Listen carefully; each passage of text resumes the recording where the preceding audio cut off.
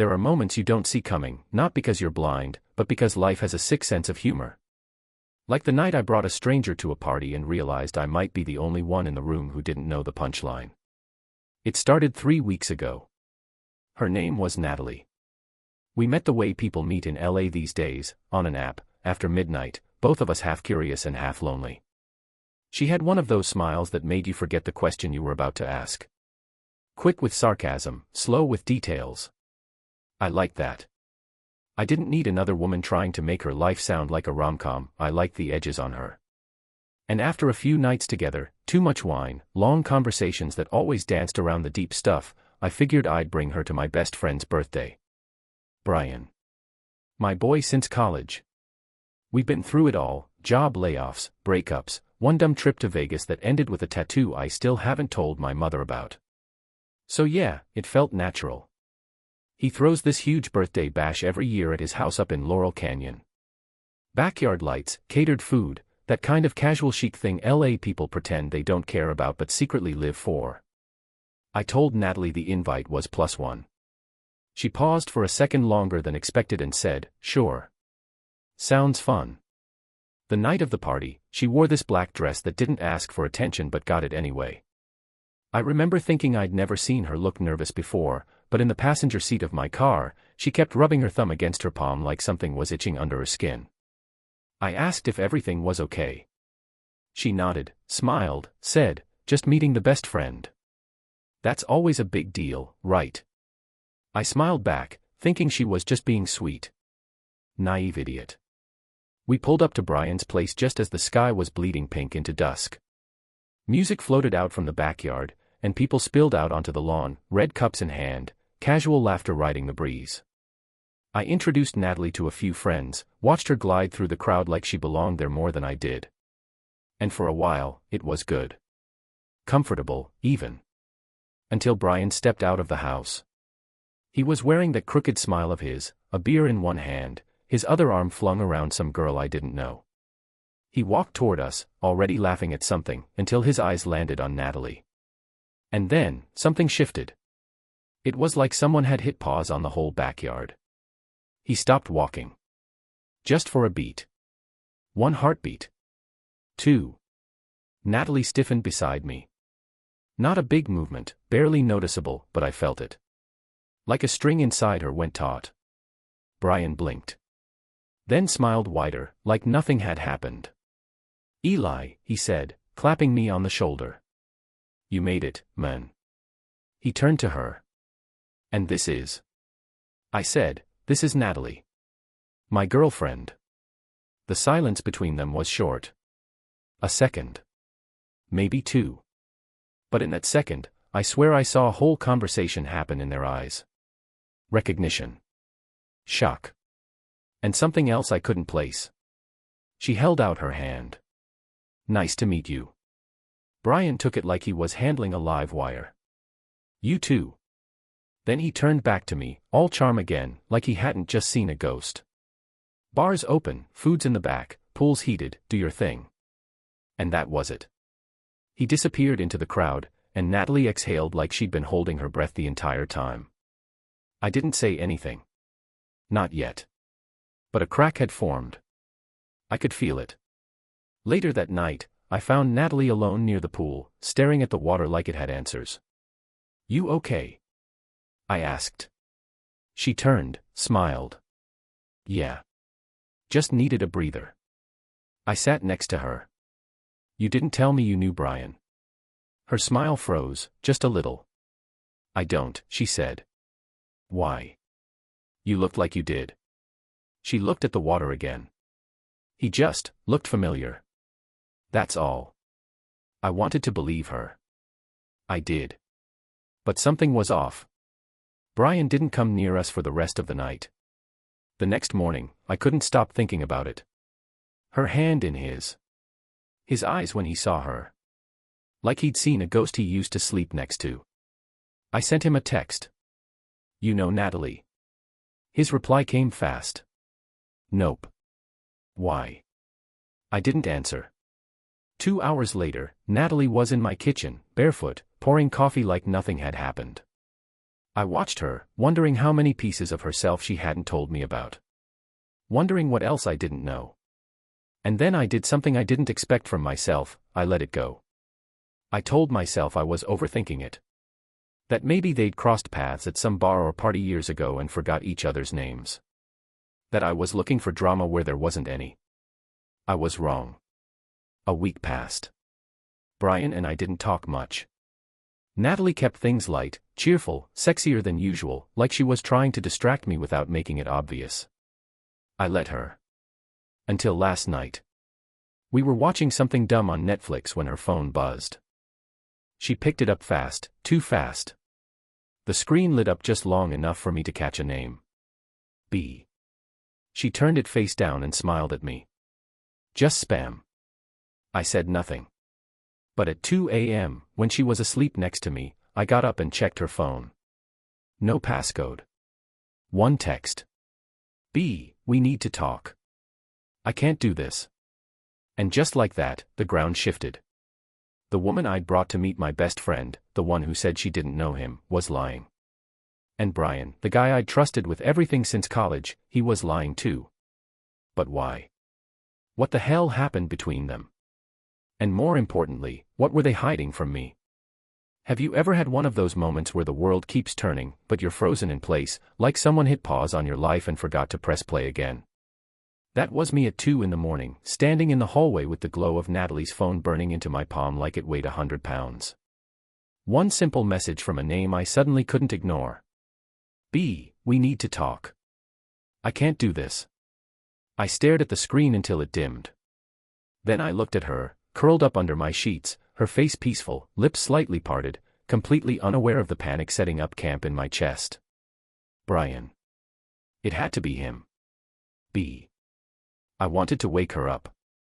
I wanted to scream, demand the truth, shake the lies out of her like water from a soaked towel. But I didn't. Instead, I walked into the kitchen, barefoot on cold tile, and poured myself a glass of bourbon. Not because I needed a drink. Because I needed something to ground me. Something to hold onto before the floor disappeared completely. The next morning, she was up before me. I found her humming, barefoot, hair tied in a loose bun, making eggs like we were some perfect little couple from a Netflix show. When she saw me, she smiled like nothing had happened. Morning. Want coffee? I nodded. I couldn't speak yet. She handed me a mug and leaned against the counter, sipping her own. I stared at her for a second too long, and she noticed. What? She asked, half smiling. I forced a shrug. You got a text last night. Her smile flickered, just barely. Spam. No. Just said, we need to talk. I can't do this. From someone named B. She froze. A beat too long. Then, oh. That's probably Brianna. My cousin. She's going through this breakup, Anne. I didn't answer. I just stared. Her eyes darted away. Or maybe, she sighed, setting the mug down. Okay. It might be someone else. Someone I dated. A long time ago. But it's over. It's nothing. That's funny, I said, voice low. Because Brian also starts with a B. And he sent me a text the day after the party. I asked if he knew you. He said no. But the look on both of your faces said otherwise. She crossed her arms, the color draining slowly from her cheeks. It was a long time ago, Eli. I didn't know he was your best friend. I didn't even know his last name when we dated. And by the time I figured it out. You figured it out the second he walked out into that yard. Silence. Then she whispered, yes. I felt it right then, my stomach dropping, the whole foundation of the past few weeks cracking under my feet. How long were you two together? A few months. About a year ago. I laughed. Sharp. Bitter. A few months is not nothing. A few months is not forgettable. It was messy, she said quietly. It ended bad. Really bad. I waited for more. But she didn't offer anything else. Just stood there, arms folded, eyes on the floor like a kid caught stealing. Why didn't you tell me? I wanted to. That night. But he looked at me like I was a ghost. And I saw how happy you were. I didn't want to ruin it. You didn't want to ruin it, I repeated. By lying. She stepped closer, voice soft. I wasn't lying. I was protecting something. Us. No. You were protecting yourself. That day I didn't go to work. I called in sick, even though I was technically fine, physically, at least. I spent the afternoon driving. No direction. Just highways and thoughts. I kept thinking back to Brian's face at the party. How quickly he switched from recognition to fake charm. The way he'd avoided me since. I called him. No answer. I texted. We need to talk. Now. He responded 10 minutes later. Come by. Brian's house was quieter than usual. No music. No people. Just the sound of the pool filter humming in the background. He opened the door looking tired. Not hungover, just worn. Like he hadn't slept right in days. Eli, he said, stepping aside. Come in. I walked in, stood in the middle of his spotless living room, arms crossed. You lied to me. He didn't deny it. I didn't know what to say, he said. I panicked. Why? He rubbed the back of his neck, sighed. Because I screwed it up. With her. Last year. We were seeing each other. It got serious fast, then it got complicated. I ghosted her. No text. No goodbye. Just, gone. Jesus, Brian. I know. I was a coward. But I thought I'd never see her again. And then she shows up at my party, on your arm. He sat on the edge of his couch, elbows on knees. And I felt everything I'd buried just punch me in the gut. You still have feelings for her? He didn't answer. Brian. He looked up. I don't know. Maybe. I don't know what I feel. Guilt. Regret. Maybe both. Maybe more. But I didn't try to interfere, I swear. I just wanted to stay away. Then why did you text her last night? His eyes went wide for a second. She told you. I saw the message. He leaned back, exhaled through his nose. I was drunk. Stupid. Seeing you two together, it messed me up. But I wasn't trying to start anything. I needed closure. I stared at him for a long time. This man, my friend, my brother since college, suddenly felt like a stranger.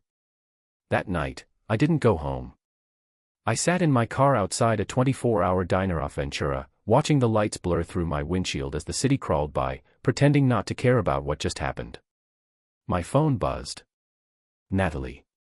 Are you okay? Please talk to me. Then another. You're the one I care about. You.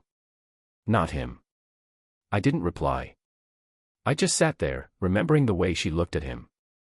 The way he looked back. Whatever they were before, it wasn't over. Not really. Maybe it never had been. Later, I went home. She was waiting on the couch, knees pulled to her chest. I told him not to contact me, she said. After the party. I told him I was with you now. Did you mean it? She nodded. I do. Eli, I care about you.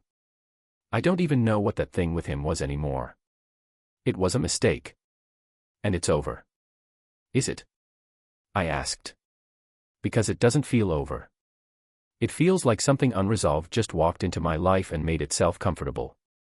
She came closer, placed her hand on mine. We can get past this. If you want to. If you believe me. I looked at her, this woman I thought I was getting to know. And for the first time, I didn't know what to believe. I pulled my hand away. I need time.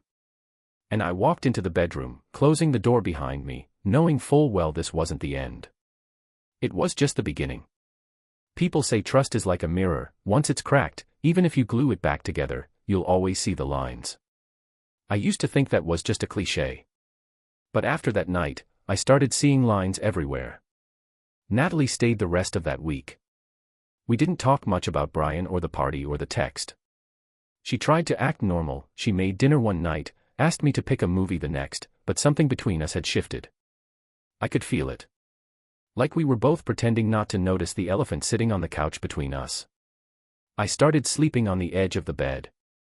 She stopped reaching for my hand in the mornings. By Friday, the silence was louder than any argument could have been. That night, she told me she had a friend's birthday dinner in Silver Lake. "You're welcome to come," she said, slipping on earrings in the hallway mirror. "But it'll probably be all girls. Might be boring for you." I watched her reflection. She looked different. Not overdressed, but carefully put together. Lipstick a shade darker than usual. A black blouse she hadn't worn before. "No, it's fine," I said. "Have fun." She kissed me lightly, barely touched my lips. And then she was gone. I didn't even realize I was watching the clock until 2 hours passed. Then 3. At first I told myself I was being paranoid. She was with her friends, probably lost track of time, maybe they were bar hopping.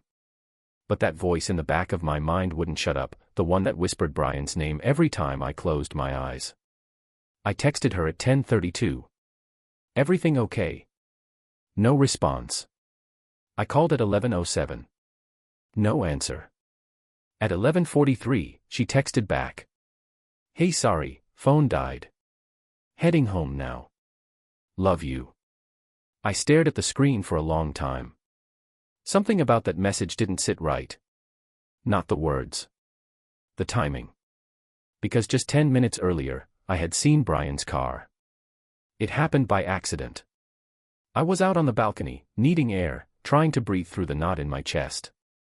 That's when I saw it, his car. His stupid silver Audi parked 2 blocks down, half hidden under a tree. I knew it was his. Same plate. Same dent near the rear tire from that weekend in Big Bear last year. I thought, why the hell is he here? I threw on a hoodie, grabbed my keys, and drove around the block like I was looking for parking. And that's when I saw them. Natalie and Brian. Standing outside a small cafe near Sunset. Not touching. Not fighting. Just talking. Close. Like something intense had just been said, or was about to be said. Her face was turned up toward him, his hands shoved in his jacket pockets. He looked guilty. She looked like she was trying not to cry. They didn't see me. I didn't stop. I just kept driving. Past them. Past the truth. Past everything I thought I wanted to believe. When she came home, I was sitting in the dark living room, the TV on mute. She smiled as she walked in. "Hey. Sorry I was gone so long. Claire's boyfriend showed up and I saw you." She froze. "What?" "Don't lie to me, Natalie. I saw you. You and Brian. Near Sunset. Talking." Her lips parted, but nothing came out at first. Then she sat down across from me, suddenly looking exhausted. "Okay," she whispered. "You're right. I wasn't with Claire." I waited. I asked him to meet me. Just to talk. I needed closure. For real this time. Closure, I repeated, that word scraping like metal in my throat. At 11 at night. In a cafe 2 blocks from here. I didn't know where else to go. And I didn't want you to know because I knew how it would look. No, Natalie. You didn't want me to know because you knew it was wrong. She looked up, eyes rimmed with tears. Nothing happened. I swear to you, Eli. I just needed answers. So ask him over coffee. At noon. In daylight. Why lie? Why sneak around if you had nothing to hide? She stood, voice breaking. Because I'm still figuring it out. I thought I was over him. And I think I am, but seeing him again brought everything back and I didn't know how to process it. But I swear to you, I'm not with him. I don't want to be. But you needed to see him. You needed to know if those feelings were still there. She didn't deny it. That silence was my answer. The next day, Brian texted me. I didn't want it to go like this. I didn't mean to hurt you. I'm sorry. I didn't answer. I was done playing the quiet middleman while they tiptoed around their past like it didn't involve me. That weekend, Natalie packed a bag and went to stay at a friend's place. She said we needed space. She was probably right. But the truth? I didn't feel like we were taking space to heal. I felt like we were falling apart in slow motion. I spent the weekend thinking about the past month. Every moment that felt real. Every conversation I thought I understood. The night we laughed over burnt pasta. The morning she made me playlists for the gym. The way she used to rest her head on my chest like she belonged there. How much of that was real? How much of it was just a placeholder while she tried to erase Brian from her system? On Sunday night, I drove to Brian's. I didn't plan to. I just ended up there, like muscle memory, like I'd done 100 times before when we were younger, when I needed advice, or beers, or someone to tell me I wasn't crazy. He opened the door before I could knock. Maybe he saw me through the window. Maybe he was waiting. I didn't sleep with her, he said before I said a word. I stared at him. That's not the point, Brian. I know. The point is, you both kept me in the dark. You both treated me like some idiot who wouldn't notice. She reached out to me, Eli. I didn't start it. But you sure as hell didn't shut it down, did you? He looked down. I loved her, he said finally. I didn't realize it until it was too late. And then when I saw her again, with you, it messed me up. I'm your best friend, I said, my voice shaking. Or I was. You should have come to me the second you saw her. I didn't want to lose you. You already did. And then I walked away. I don't know what's going to happen next. Natalie texted me today.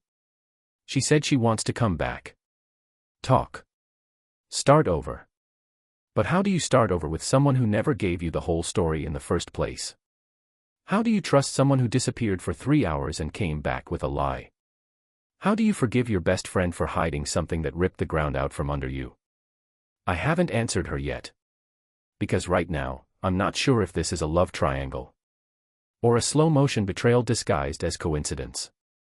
All I know is, this story isn't over. Not even close.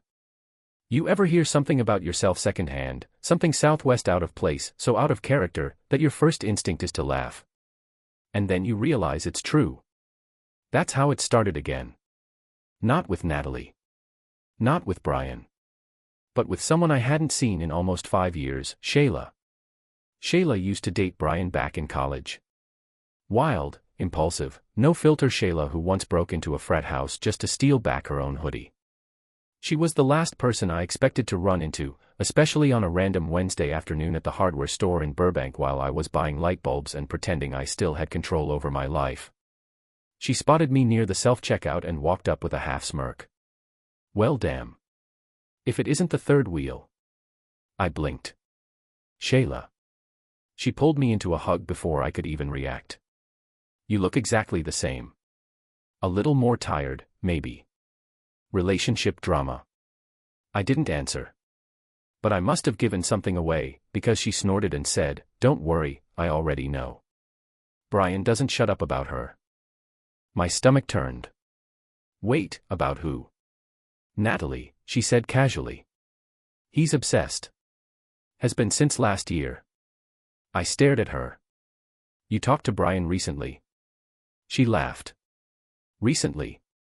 Try last week. He called me drunk out of his mind, asking if I remembered the night he left LA last fall. Said Natalie had looked through his phone and found something, and he panicked. I froze.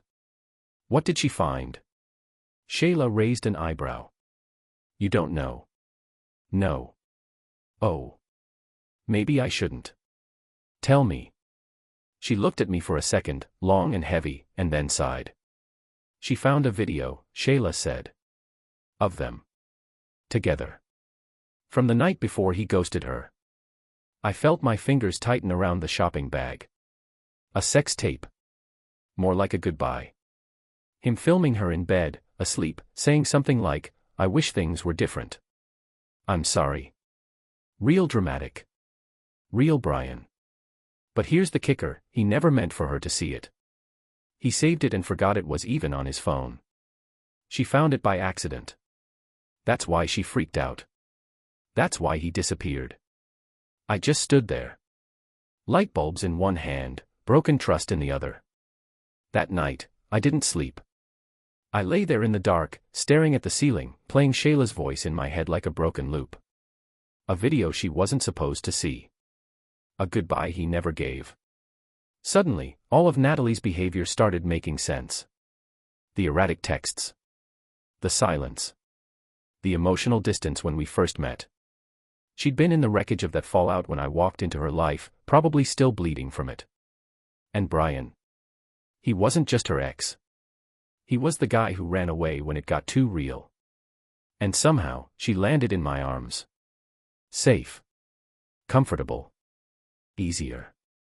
I wanted to believe she loved me. But now, I couldn't tell if I was her choice. Or just her recovery. I called her the next day. I need to ask you something, I said. She was quiet. Okay. Did you ever see a video on Brian's phone? From the night he left? A beat. Then, yes. And you never told me. I didn't want to relive it, she said quietly. That night, when I found it, I thought I was going crazy. I thought I'd finally figured out why he left. But it made it worse, not better. Knowing he cared enough to record that moment, but not enough to stay. Why didn't you delete it? I couldn't. Part of me wanted to keep it. To punish myself. To remember that I wasn't enough. My throat tightened. And what am I, Natalie? Am I enough? She didn't answer right away. Then she whispered, "You're more than enough. But I was never whole to give you everything." That Friday, she came back to the apartment. She looked thinner. Paler. Like she hadn't eaten properly in days. She brought her keys, her laptop, and the record we bought together at that flea market in Pasadena, Fleetwood Mac's Rumors. We sat on the couch in silence while the record spun, Stevie Nicks wailing about heartbreak and shadows and the kind of love that leaves claw marks. "I want to try again," she said. I didn't respond. "I know I messed up," she continued. "But I'm here now. And I'm not reaching out to him. I haven't since that night. I deleted his number. Blocked him." "I don't care if you blocked him," I said. "I care if your heart is still caught somewhere between then and now." She started crying. Soft at first, then harder. "I don't know what's wrong with me," she sobbed. "I keep sabotaging the good things. And you were the first thing that felt good in a long time. But I'm not a rehab center, Natalie. I'm not a break from your grief. I'm not the safe option. I know. I know that now." She reached into her purse and pulled out her phone. "I deleted the video," she said, holding it up. "Here. Look. I did. Gone." But something still didn't sit right. A few days later, I got an email from an unknown address. No subject line. No message body. Just a Dropbox link. Against my better judgment, I clicked it. It was the video. Not the one Shayla described. A different one. Shorter. But this one was taken by Natalie. And Brian was in it. They were on the beach. She was holding the camera. He was laughing, half drunk, spinning around in the sand, chasing the tide like a kid. "I love this version of you," she said from behind the camera. And he replied, clear as day, "I love you back." I don't know why she kept that video. Or why she sent it. Maybe it was an accident. Maybe it was guilt. Or maybe it was her way of saying goodbye. I didn't call her. I didn't text. I didn't rage. I didn't cry. I just packed a bag and left town for a few days. Palm Springs. Alone. No agenda. No plan. I sat by a pool and watched the sky burn orange at dusk. I deleted old voicemails. I thought about Brian. About how someone I loved like a brother had betrayed me not once, but twice, first by leaving her, then by lying to me about it. I thought about Natalie. And how maybe what we had was always temporary. Maybe we were just two people trying to escape our pasts by pretending they didn't exist. But pasts have a way of finding you. Even through deleted videos and late-night meetups. When I came back to LA, she was gone. For good, this time. Her stuff. Her toothbrush. Her record. All of it. She left a note on the fridge. In her handwriting. That soft, looping script I'd memorized from every post-it she ever left. Thank you for being my peace when I had none. I'm sorry I couldn't stay. I folded it up and put it in a drawer. Not because I wanted to remember her.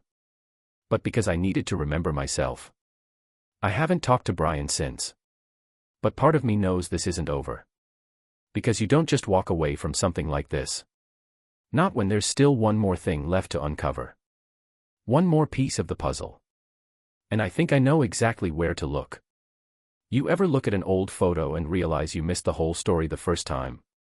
That's what happened to me on the Tuesday I decided to clean the apartment. I wasn't planning to find anything. I just wanted to feel in control again, wipe down surfaces, fold laundry, vacuum under the couch like it would scrub the hurt out of my life. That's when I found it. Not a letter. Not a text. A photo. One I didn't remember taking.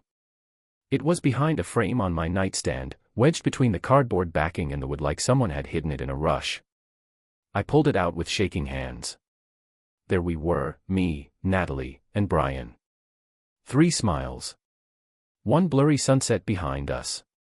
It was from that weekend in Malibu, the one I almost forgot because nothing dramatic happened.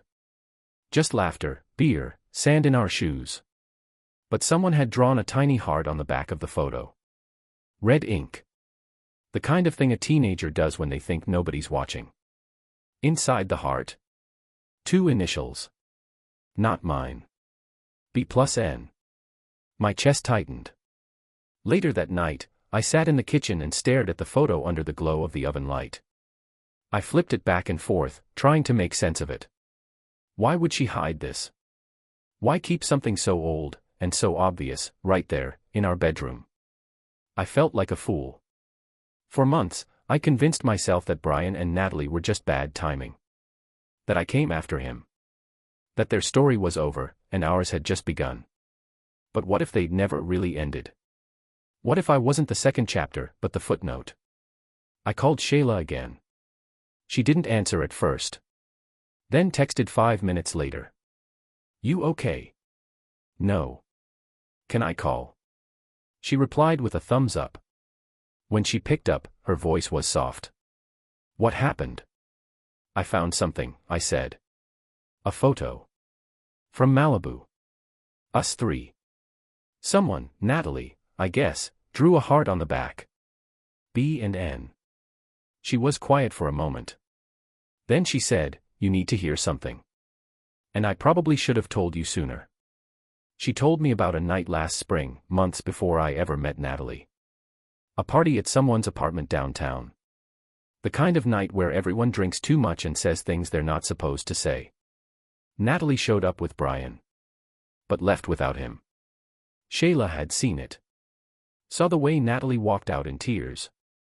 Saw the way Brian chased after her, shouting something about not ready and too fast. What happened that night? I asked. They fought, Shayla said. Bad. He told her he couldn't commit. That he wasn't over his ex. She said she felt like a secret. Like she was always waiting for him to choose her for real. And then what? He ghosted her. Left town a week later. Didn't tell anyone where he was going. Just vanished. And Natalie started seeing you. I swallowed hard. So I was the safe bet. The rebound. I don't think she meant it that way, Shayla said gently. But yeah. She was trying to erase him. And maybe you were the only person in her life who didn't already know their story. That night, I poured myself a drink. Sat on the balcony. Let the silence settle around me like fog. I thought about every moment that felt real, her laughter, her sleep talking, the way she'd sneak up behind me while I cooked and wrap her arms around my waist like I was hers. Were those moments real? Or were they echoes of something she once had with him? The next morning, I drove to Brian's. I wasn't angry anymore. Just done. When he opened the door, he looked surprised. Tired. Like he hadn't slept much either. I need the truth, I said. He didn't pretend not to understand. I told you everything. No, I cut him off. You told me pieces. I want the full story. All of it. From the beginning. He hesitated, then stepped aside. Let me in. We sat across from each other in his kitchen. I met her through you, he said quietly. But I didn't plan for it to happen. It just did. I know, I said. I saw the photo. I talked to Shayla. I know about the fights. The ghosting. The beach. All of it. He rubbed his face with both hands. I was a mess back then. Still am, maybe. But with her, I felt something I hadn't felt in years. Like I wasn't just floating through life. Then why did you leave? Because I was scared, he said. And because she saw everything. I couldn't hide behind the jokes or the charm. She called me out on my bullshit. I wasn't ready for that. And me? I asked. Was I just your cover story? No, he said firmly. I didn't plan for you two to meet. When you told me about her, I almost backed out of the party. But then I saw her with you, and she looked happy. And I thought maybe she was over me. She wasn't. I know that now. Before I left, he handed me something. A letter. In Natalie's handwriting. Found this in my drawer last week, he said. Dated 2 months ago. Before everything blew up. I didn't open it there. I waited until I was home. Alone. Then I unfolded it slowly. Dear Brian. This is the last thing I'll ever write to you. I have to do this, or I'll never move on. I need you to understand something. I didn't leave because I stopped loving you. I left because I finally realized I wasn't the only one hurting. We were toxic. We pulled the worst out of each other. You couldn't give me what I needed, and I kept trying to make you. I met someone. Someone kind. Steady. Safe. And for the first time, I didn't feel like I had to beg to be chosen. But I also know I came into it carrying pieces of you I hadn't let go of. If you ever read this, I hope it's because I finally found the strength to stop looking over my shoulder. N. I sat there for a long time, staring at that signature. Not her full name. Just N. The same way she used to sign her texts when we first started dating. Like she was scared to give too much away. I didn't call her. I didn't need to. I understood now. Natalie didn't belong to Brian anymore. But she didn't belong to me either. She belonged to herself. And I needed to do the same. Still, one thing wouldn't stop gnawing at me. That photo in the frame. Why now? Why there? And then it hit me. She wanted me to find it. Maybe not consciously. Maybe not cruelly. But deep down, she knew I needed the whole truth. And sometimes the truth doesn't come in screaming arguments or long explanations.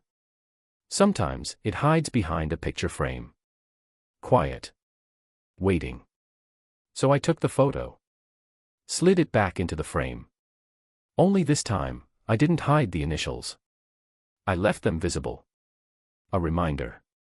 Of what was lost. And what I might still find, if I have the guts to keep looking. There's a certain silence that falls over your life after someone leaves, not the absence of noise, but the kind that hums beneath everything, like background radiation. You feel it when you pour coffee into the wrong mug. When you catch yourself setting aside a song to show them. When the scent of their shampoo lingers in a towel you never washed. That's the kind of silence I'd been living in since Natalie left. It wasn't loud. But it was constant. And just when I thought the echoes were starting to fade, something unexpected pulled me right back in. It came in the form of a voicemail. From her mother. I hadn't saved the number, so it came through as unknown. I almost didn't listen. Almost deleted it on instinct, like I'd been doing with most things lately.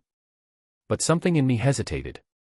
When I hit play, her voice cracked through the speaker, older, southern, the soft rasp of someone who'd smoked half her life and judged everyone who didn't. "Hi, this is Janine. Natalie's mom. I don't know if she told you about me. Probably didn't. But I was hoping you'd call me back. It's about her brother. I think you should know something." She left her number. Then hung up. No details. No explanations. But suddenly, it felt like there was a whole piece of Natalie I'd never even glimpsed. I didn't call her right away. I wasn't ready. Instead, I started digging. First in my mind, trying to recall if Natalie had ever mentioned a brother. She hadn't. Not once. Not in passing. Not during those long, late-night conversations about childhood and pain and the kind of memories that scar over but never really heal. She'd told me her dad left when she was 10. That her mom worked nights at a diner in Nashville. That she moved to LA at 19 with a duffel bag and a scholarship she never used.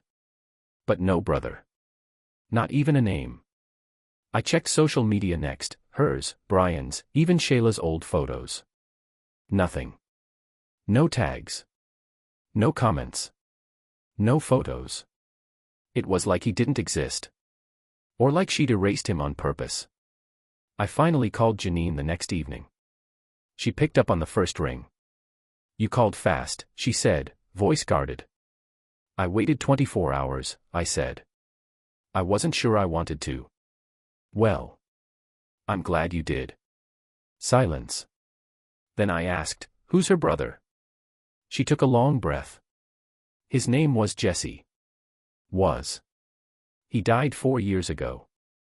I felt a chill run through me. I had no idea. "No," she said. "I don't reckon she'd tell you." She doesn't tell anyone. Not about him. Not about what happened. What did happen? There was a pause, like she was deciding whether to trust me. Then she said, "He overdosed. Heroin. In her apartment." I don't remember much of what she said after that. Just fragments. That Natalie had been the one to find him. That it took hours before she called 911. That there was an investigation, but nothing came of it. That Janine always believed Natalie blamed herself, even if she never said it out loud. She shut down after that, her mother said. Quit school. Stopped answering calls. She disappeared for a while. I didn't hear from her for over a year. And Brian. Janine hesitated. He was around. For some of it. Until he wasn't. After we hung up, I sat there for a long time, staring at the wall. So this was the thing beneath the thing. The secret under every other secret. Natalie wasn't just running from a bad breakup. She was running from grief. From guilt. From a past that had rotted in the walls of her memory like black mold. And I, naive, hopeful me, I tried to build a future with her in that same space. No wonder it collapsed. Later that night, I texted Brian.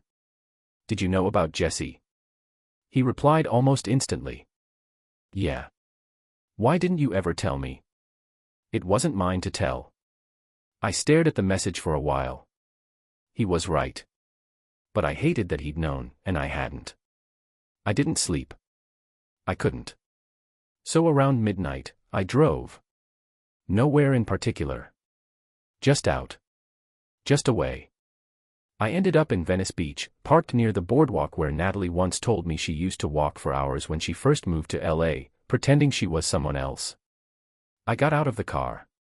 And I walked. And that's when I saw her. She was sitting on a bench, wrapped in a gray hoodie, hair tied back, looking out at the ocean like it might speak to her. I almost didn't approach. But then she turned. Saw me. And didn't look away. We stood there in silence for a while. Then I said, "Your mom called me." Her jaw tightened. Of course she did. I didn't ask her to. I know. Why didn't you ever tell me about Jesse? She didn't speak for a long time. Then she said, because you looked at me like I was whole. And I didn't want to ruin that. You didn't have to be whole. Yes, I did, she said, eyes shining. Because you were. And I thought if I could just fake it long enough, maybe I'd catch up. I sat beside her. The ocean roared quietly in the distance. I would have understood, I said. I know that now. But back then, I didn't even understand myself. She told me everything then. How Jesse had gotten clean for almost a year. How she let him stay with her after a fight with their mom. How she left him alone for one night, and he used again. How she found him the next morning, cold, pale, gone. How she sat beside him for 6 hours, unable to move. I thought if I didn't call anyone, she whispered, he'd wake up. Tears streamed down her face. I still see him. Sometimes, in dreams. Standing in my kitchen, asking if I've forgiven him yet. I didn't know what to say. So I didn't say anything. I just held her. We stayed like that for a long time. Wrapped in silence. Not the radiation kind. But the healing kind. The kind that lets you breathe again. Eventually, she stood. I'm leaving LA, she said. For a while. Maybe longer. Where? New Orleans. I have an aunt there. She said I could stay. I nodded slowly. Will you come back? She looked at me, really looked. I don't know. Then she reached into her pocket. Pulled out a photo. It was of Jesse. Young. Smiling. Alive.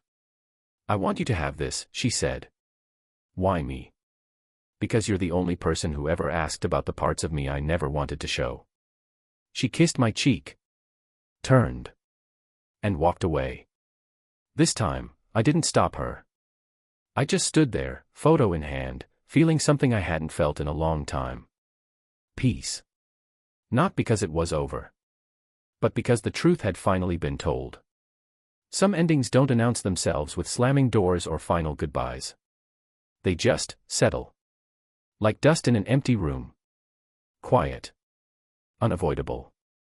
It had been 3 months since I last saw Natalie. 3 months since the bench at Venice Beach, her voice raw with grief, her fingers trembling as she handed me a photo of her brother and said goodbye, not just to me, but to the part of her life she couldn't survive in anymore. She left, and life moved on. That's what life does. It moves, even when you're not ready. Brian and I didn't speak much after that. He tried once, sent a text about grabbing a beer. I left it unanswered. Not because I hated him. I didn't. Not anymore. But because whatever bridge we had between us had crumbled under too much weight, secrets, old love, bad timing. Too many silences where truth should have been. We were two men who had both loved the same broken woman in different ways, at different times. And maybe that was enough to keep us from ever really being friends again. I kept the photo she gave me, Jesse smiling with a guitar in his lap, hair messy, eyes full of life. I framed it and placed it on a shelf, next to the picture of me and Natalie from our trip to Big Sur. Not as a shrine. Not as some desperate act of clinging. But as proof. That it happened. That she was here. That we were real, even if we couldn't last. It was early September when I got the letter. Actual mail. Handwritten. New Orleans postmark. No return address. Inside was a single page. Natalie's handwriting. Neat but a little rushed, like she was afraid if she stopped for too long, she'd never finish. Hey. I almost didn't write this. Thought maybe it was better to let everything just live where we left it. But there's something about this city, about the way it makes you remember things you didn't even know you'd forgotten. I've been going to therapy. For the first time in my life, I'm telling the whole story, not just the parts one think people can handle. It's hard. Some days I still wake up with a knot in my chest and pretend it's just the weather. But I think I'm starting to understand something about myself. And about you. You were the only person who never asked me to be okay. You just held space for me, even when you didn't know what you were holding. That meant more than you'll ever know. I'm not ready to come back. Maybe I never will be. But I wanted you to know I'm trying. For real this time. And if you ever come to New Orleans, there's a bar on Royal Street that plays jazz every Thursday. The guy behind the piano knows my name.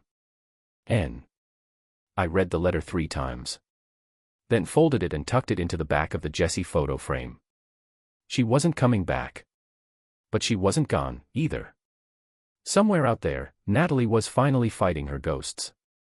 And maybe, in some way, that meant I could finally start fighting mine too. I spent the next few weeks rearranging things. Not furniture. My life. I started waking up earlier, even on weekends. Started cooking again, real meals, not just frozen pizzas and takeout. I called my dad, fixed things with my sister, rejoined the pickup basketball league I'd ghosted a year ago. And one morning, I took down the photo of the 3 of us, me, Natalie, and Brian, from Malibu. Slipped it into a box. Sealed the box. Put it on the top shelf of the closet. Not thrown away. But no longer on display either. Shayla invited me to a dinner party in Silver Lake. I almost didn't go. But she'd been there through it all, and I owed her at least one normal evening. So I went. And that's where I met Lily. She was nothing like Natalie. Her energy was calm. Centered. She didn't flirt with her eyes or dodge questions with clever jokes. She listened. And when she asked something, it wasn't to make small talk, it was because she wanted to understand. We talked for an hour on the balcony. Not about exes. Or pain. Or buried pasts. Just books. And music. And how neither of us knew how to fold a fitted sheet properly. She laughed at my joke about YouTube tutorials being the modern father figure. It felt easy. And I realized how long it had been since anything felt that way. We went out a few times. No declarations. No expectations. Just 2 people getting to know each other. She asked once, gently, if I'd ever been in love. I told her yes. She asked if it ended badly. I said, it ended honestly. That seemed to be enough for her. I never told her the whole story. Not yet. Not because I was hiding it. But because some stories don't need to be told all at once. Some truths deserve patience. One night, Lily and I walked past a bar with a live band playing blues. The piano player hit a familiar chord, and something deep in me stirred. For a moment, I thought of Royal Street. Of a girl sitting in a dark bar, humming along to music that reminded her of things she hadn't said. And I smiled. Not because I missed her. But because I didn't need to anymore. The past doesn't disappear. It just stops hurting the same way. And eventually, you carry it like a scar. Not a wound. Not anymore. Months passed. Lily and I grew into something steady. Not perfect. But real. One rainy Sunday morning, she found the letter from Natalie in my nightstand. She read it, quietly, respectfully, and when she finished, she didn't ask questions. She just handed it back and said, "She sounds like someone you'll always care about." I nodded. Then added, "But she's not the one I think about anymore." She smiled. And for the first time, I felt it. That thing everyone talks about. Closure. Sometimes the people we love don't stay. But they leave us with something better than presence. They leave us with truth. And that's how we grow. Not by holding on. But by knowing when it's time to let go.